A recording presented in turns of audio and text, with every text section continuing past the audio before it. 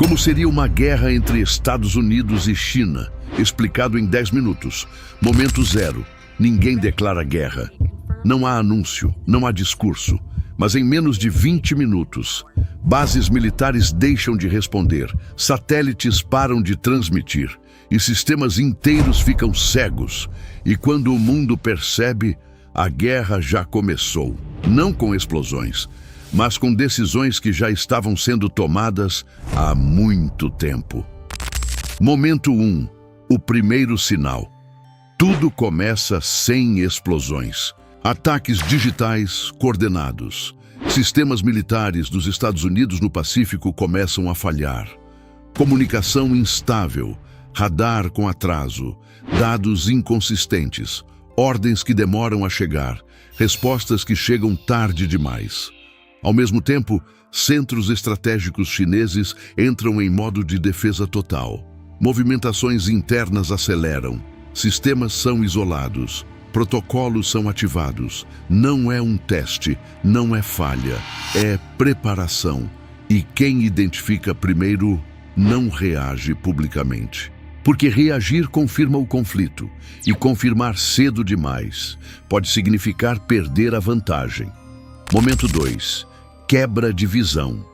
Em questão de minutos, satélites começam a ser neutralizados, não com explosões visíveis, mas com interferência, com ataques direcionados, com colisões planejadas e com armas criadas exatamente para isso, eliminar visão. O efeito é imediato, mísseis perdem precisão, comunicação militar se fragmenta, coordenação global enfraquece. Sistemas que dependem de sincronização deixam de funcionar corretamente. Rotas ficam imprecisas, respostas ficam lentas. A guerra não começa no chão, ela começa onde ninguém vê. E quem perde os olhos primeiro, perde a capacidade de prever. E sem prever, só resta reagir. Momento 3. Primeiro impacto físico. Agora sim. O primeiro ataque visível. Mísseis de longo alcance cruzam o Pacífico em alta velocidade. Alvos. Bases americanas em Guam, instalações no Japão, pontos estratégicos de apoio e centros logísticos, pistas de decolagem, infraestruturas que sustentam operações maiores. Tudo acontece em minutos, sem tempo de evacuação, sem segunda chance. Alguns desses ataques são pensados, não apenas para destruir, mas para desorganizar completamente a resposta.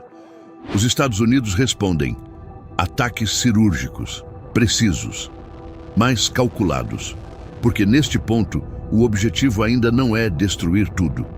É medir reação do outro lado, é entender limite, é testar até onde o outro lado está disposto a ir. Momento 4. Guerra distribuída. A guerra deixa de ter um ponto central. Ela se espalha. Navios atacados em rotas comerciais, drones sobrevoando zonas urbanas, sistemas de defesa sendo ativados continuamente. Submarinos operam sem serem detectados. Aeronaves entram e saem de zonas de risco. Pequenas unidades passam a ter grande impacto. Milhares de operações simultâneas. Sem linha de frente clara, sem território definido. A guerra agora acontece em múltiplas camadas, física, digital, espacial, e começa a surgir um novo fator: velocidade. Decisões precisam ser tomadas em segundos, e cada segundo perdido pode significar uma posição perdida, e nenhuma dessas camadas pode ser controlada completamente. Momento 5. Colapso silencioso. Enquanto o combate acontece, o mundo começa a sentir. Primeiro de forma leve, depois de forma inevitável. Mercados travam, investidores recuam, transporte global desacelera, navios deixam de circular com segurança, sistemas financeiros entram em instabilidade. E então surge o verdadeiro impacto. Não é a destruição imediata, é a interrupção. Fábricas param, linhas de produção quebram, energia oscila, comunicação falha, empresas suspendem operações. E países que não estão na guerra começam a sofrer como se estivessem, porque não se trata mais de dois países, Se trata de um sistema inteiro sendo afetado. Momento 6. Pressão máxima. Com perdas aumentando, a pressão muda de nível. Lideranças começam a perder margem de decisão. Aliados pressionam. A população cobra respostas. Cada ação precisa mostrar força. Cada recuo parece fraqueza. E nesse ponto, o conflito deixa de ser apenas estratégico. Ele se torna psicológico. E então surge a possibilidade mais perigosa: uso limitado de armas nucleares táticas, não para destruir o mundo, mas para forçar um fim, para impor um limite, para quebrar a resistência do outro lado. O problema é, não existe garantia de controle depois disso, porque uma vez que esse limite é cruzado, o próximo passo já não depende mais de intenção, depende de reação. Momento final, o ponto sem retorno.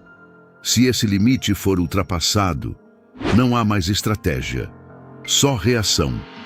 Sistemas automáticos entram em ação. Resposta imediata. Sem negociação, sem tempo, sem espaço para erro. Mísseis cruzam continentes em minutos e o conflito deixa de ser entre dois países, passa a ser global. Mas o mais inquietante não é isso. É perceber que, em uma guerra moderna, o momento mais importante não é quando ela começa. É quando alguém ainda pode impedir que ela continue. Porque depois disso, não existe mais controle. E sem controle, não existe mais vitória. Considerações. Uma guerra entre Estados Unidos e China não começaria com uma explosão. Ela começaria com decisões invisíveis, movimentos silenciosos e sistemas sendo ativados, antes que o mundo tenha tempo de entender. E quando entendesse, já estaria dentro dela,